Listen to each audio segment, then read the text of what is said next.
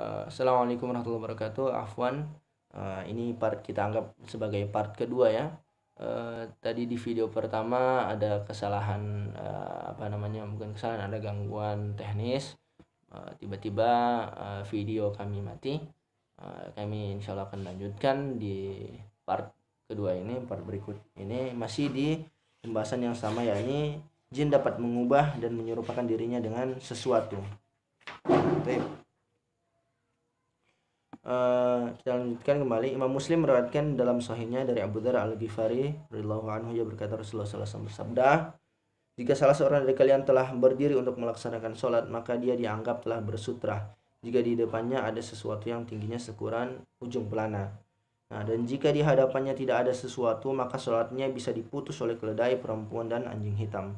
Saya bertanya, wahai Abu Dzar, apa perbedaan antara anjing hitam, merah, dan kuning? Abu Dzar menjawab, wahai anak saudaraku, saya pernah bertanya kepada Rasulullah SAW mengenai perihal anjing hitam. Seperti yang kamu tanyakan ini, beliau bersabda, anjing hitam adalah setan. Nah, yang menjadi dalil dari riwayat ini adalah sabda Rasulullah SAW adalah anjing hitam adalah setan. Ibnu Taimiyah mengatakan anjing hitam adalah anjing hitam adalah setan jenis anjing. Jin seringkali mengubah dirinya menjadi anjing hitam. Ada juga yang menjadi kucing hitam. Jadi ada juga yang menjadi kucing hitam. Sebab warna hitam lebih bisa menghimpun kekuatan-kekuatan setan dibandingkan dengan warna yang lain. Di dalamnya juga bisa menyimpan daya panas. Nah, ini di kitab Risalatul Jin. Saya katakan, maksudnya ini penulis, ada jin yang pernah memberitahu saya melalui orang yang kesurupan bahwa dia sangat suka mengubah dirinya menjadi hewan berwarna hitam. Setan pernah berubah bentuk menjadi seorang tua dari negeri Najd dan ikut berkumpul bersama para pemuka kafir Quraisy di Darun Nadwa di Makkah sewaktu bermusyawarah dan berunding untuk membunuh Rasulullah SAW.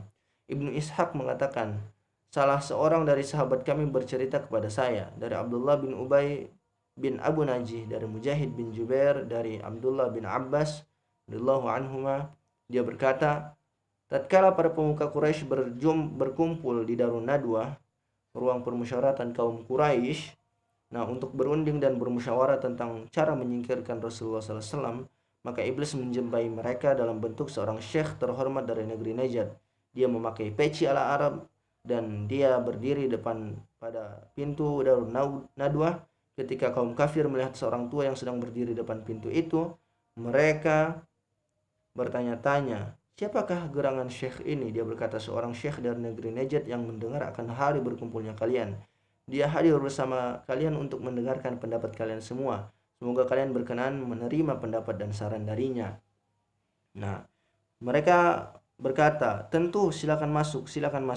Hingga pada akhirnya di kisahnya, pada musyawarah tertutup itu, ada yang mengusulkan agar Rasulullah SAW diusir dari kota Makkah. Ada yang mengusulkan untuk memenjarakannya. Atas semua usulan ini, Syekh dari Najd ini tidak menyetujuinya. Dia berkata, ini bukan pendapat yang tepat. Hingga Abu Jahal mengusulkan untuk membunuhnya. Maka Syekh dari Najd langsung mengatakan, ini baru pendapat yang cemerlang. Nah, setelah menyebut kisah ini, Ibnu Katsir mengatakan kisah yang disebutkan oleh Ibnu Ishaq ini diriwayatkan oleh Al-Waqidi dengan berbagai isnad dari Aisyah radhiyallahu anha, Abdullah bin Abbas, dan Suraqah bin Ja'sham serta yang lainnya radhiyallahu anhum. Ini di kitab Al-Bidayah wan Nihayah jilid yang ketiga halaman 176. Pada perang Badar, iblis mengubah bentuknya menjadi Suraqah bin Malik, pemuka Bani Mudlij. Dia beserta prajuritnya ikut berperang bersama kaum musyrikin. Dia berkata kepada kaum musyrikin, pada hari ini tidak ada kaum yang dapat mengalahkan kalian, dan saya adalah pelindung kalian semua. Maka ketika pasukan muslim sudah berbaris dan bersiap siaga, Rasulullah SAW mengambil segenggam tanah dan melemparkannya ke arah kaum musyrikin. Maka mereka pun berpaling dan berlari tunggang langgang. Nah, di tengah-tengah pertempuran, Jibril alaihissalam menjumpai iblis. Tatkala melihat Jibril alaihissalam, iblis menarik tangannya yang ketika itu sedang menggandeng tangan seorang prajurit kaum musyrik, lalu berbalik untuk menarikkan diri dan meninggalkan orang itu. Prajurit itu bertanya, wahai Suraqah, bukankah kamu mengatakan bahwa engkaulah pelindung kami? Dia berkata, sesungguhnya saya melihat sesuatu yang tidak dapat kalian lihat. saya takut kepada Allah. Sedangkan siksa Allah sangatlah pedih, yaitu ketika dia iblis melihat malaikat Jibril alaihissalam. Kisah ini disebutkan oleh Abdullah bin Abbas. Ini dalam kitab Tafsir Ibnu Katsir jilid yang kedua halaman 317. Syekhul Islam Ibnu Taimiyah mengatakan bangsa jin dapat mengubah wujud mereka menjadi bentuk manusia dan binatang.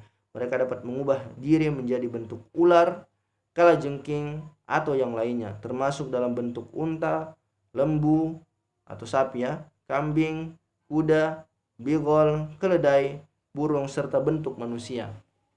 Nah, ikhwafillah rahimakumullah, yang ingin menjadi inti dari pembahasan ini adalah mereka itu bisa mengubah diri mereka ke berbagai macam bentuk. Maka kita perlu berlindung pada Allah Subhanahu wa taala daripada mereka ini yang bisa jadi jahat ya terhadap kita. Wal iyadu billah, na'udzubillahi min dzalik. Atau mungkin begini,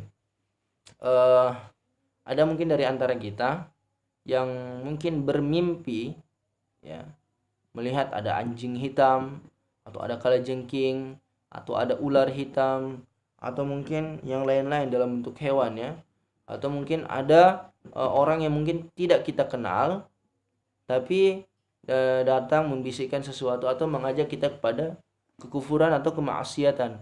Maka ini perlu kita berhati-hati, bisa jadi ini adalah iblis atau setan itu sendiri atau jin kafir yang menyerupakan dirinya kepada manusia atau yang lain-lainnya. Atau bahkan ada juga yang dalam bentuk jin muslim yang ingin mungkin menyapa. Mungkin nanti akan kita ceritakan di pertemuan berikutnya. Ada jin yang pokoknya inti kisah itu ada jin yang tinggal di satu tempat, dia jin muslim, tapi ternyata di tempat itu dihuni oleh orang-orang yang pelaku maksiat sehingga dia membunuh orang yang tinggal di dalam rumah itu. Tapi ketika itu kan menjadi angker dan bagaimana sehingga ada seorang muslim yang punya ilmu Quran, ketika itu dia mencari tempat dan tidak mendapatkan tempat di di daerah tersebut sehingga masyarakat dia berdamai bermasyarakat dan masyarakat menempatkan dia di situ sehingga ketika mereka akan melihat bagaimana nanti kondisi si pemuda itu ketika masuk ke rumah itu, dan ternyata beliau aman-aman saja. Dan dikisahkanlah bahwa di dalamnya itu beliau bertemu dengan jin, dan jin itu misalnya kayak curhat begitu bahwa di rumah ini sungguhnya sebelum kamu, dia kan sholat isya di dalamnya, sebelum kamu ini ada pelaku-pelaku maksiat dan saya tidak suka dengan mereka sehingga saya mencekik mereka, saya bunuh mereka. Tapi karena kamu datang di sini mengajar sholat, kamu orang yang soleh, maka ajarilah saya dengan Quran. Maka dia pun bertemu dengan dia dan mempelajarkan Al-Quran kepada jin tersebut. Dan dia meminta agar jangan kamu datang di malam hari kalau misal mau minta belajar Al-Quran, datang di siang hari, karena bisa jadi katanya dia itu takut kalau misal datang malam-malam ya. Jadi misal ada antum sendiri di kamar di rumah gitu ya, terus tiba-tiba muncul sesosok yang tidak dikenal dan munculnya entah dari mana ya, padahal bisa jadi rumah sudah dikunci. Nah, kalau ada yang seperti itu kan pasti bisa jadi takut ya. Nah, tapi maka dari itu dia sebutkan agar datang pada siang harinya, bukan di malam harinya, sehingga jin itu datang belajar kepada pemuda ini di setiap siangnya. Nah, tapi mungkin ini pembahasan kita. Ya, jazakumullah khair atas partisipasi antum, share video ini, sharing ini, karena insyaallah kita bisa mengetahui hakikat jin, bagaimana mereka, agar kita juga bisa mendakwahkan kepada mereka, dan juga kita sebagai manusia, juga keluarga kita atau teman-teman kita atau yang lain-lain itu bisa mengetahui sebenarnya mereka itu bagaimana, dan bisa jadi ada preventif kita yang kita bisa lakukan agar mana kita bisa ya hidup damai lah gitu ya. Mereka memang betul-betul ada, jangan sampai kita menafikan hal itu. Baik, Barakallahu fikum. Arsyadani Allah wa iyyakum ajma'in. Assalamualaikum warahmatullahi wabarakatuh.